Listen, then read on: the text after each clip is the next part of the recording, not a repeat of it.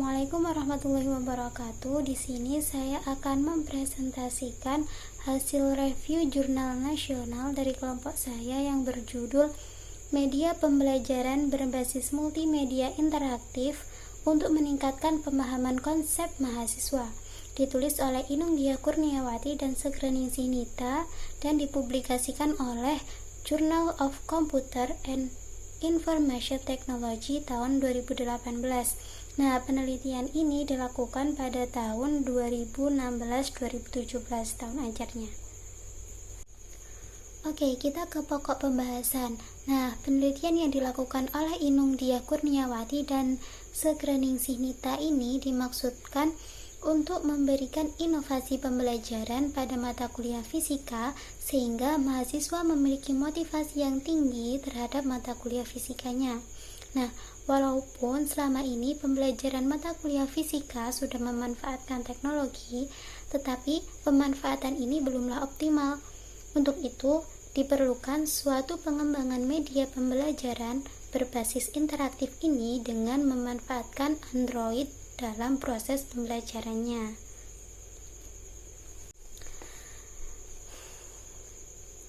Penelitian ini dilakukan di Program Studi Teknik Informatika Fakultas Teknik Universitas PGRI Madiun tahun pelajaran 2016-2017. Nah, penelitian pengembangan ini dilakukan melalui 10 langkah pokok dengan menggunakan prosedur penelitian menurut Bord dan Gall. Tetapi dalam penelitian ini, langkah tersebut disederhanakan menjadi 5. Pertama, mengumpulkan informasi dan penelitian. Kedua, perencanaan. Ketiga, pengembangan bentuk awal produk. Keempat, uji lapangan awal. Kelima, revisi produk utama. Data yang diperoleh dalam penelitian ini adalah data kuantitatif dan data kualitatif. Data kuantitatif berupa nilai rata-rata dari angket. Nah, angket tersebut kemudian dianalisis rata-ratanya sehingga dapat disimpulkan tingkat kelayakan media pembelajaran yang dikembangkan. Nah, untuk data kualitatifnya yakni berupa tanggapan, kritik, dan saran dari ahli dan penggunanya. Saran, kritik, dan tanggapan tadi digunakan sebagai pertimbangan dalam melakukan revisi terhadap media pembelajaran yang dikembangkan. Hasil dari penelitian ini adalah pengembangan perangkat lunak yang dibangun dengan aplikasi Adobe Flash CS6 dengan bahasa pengembangan R for Android.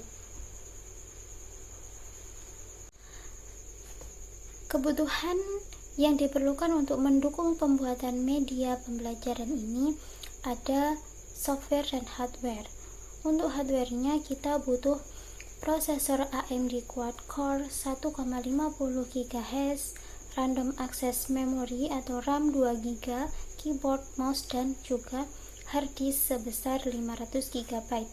Untuk software-nya kita butuh Adobe Flash CS6, CorelDRAW X4, dan Adobe Photoshop CS6.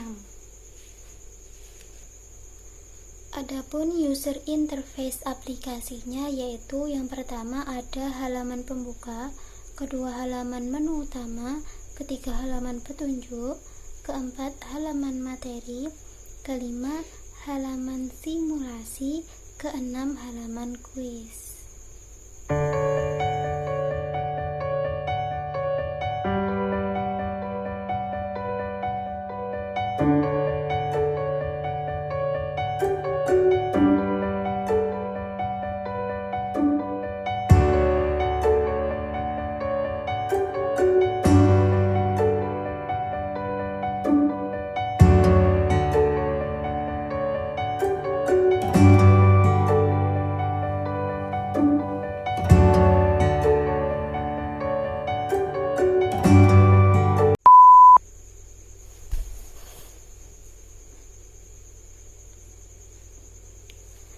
Validasi produk media pembelajaran ini dilakukan oleh 1 orang ahli materi dan 3 orang ahli media.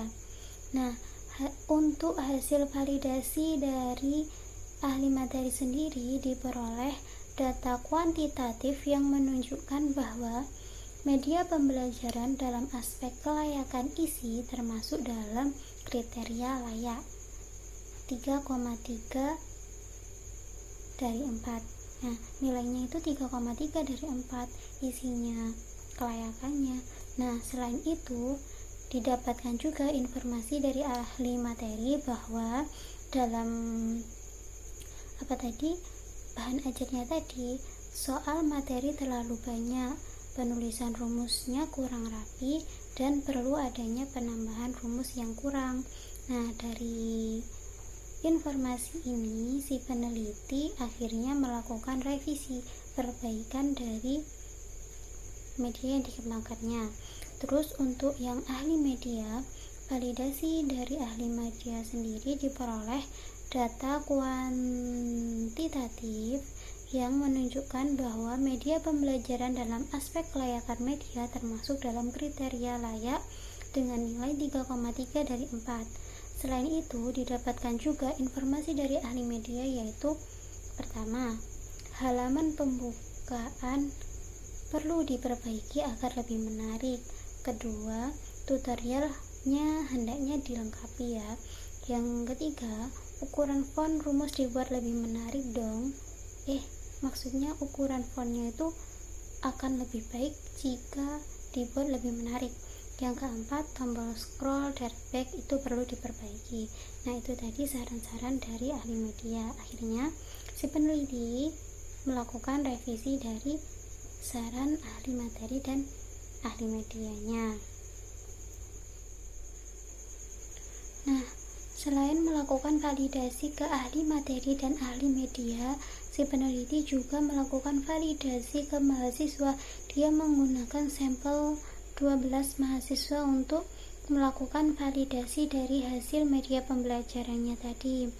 Nah, dari hasil validasi menunjukkan bahwa si media pembelajaran menduduki kriteria layak dengan nilai 3,4. Jadi dapat disimpulkan bahwa yang tadi ahli materi 3,3, ahli media 3,3, dan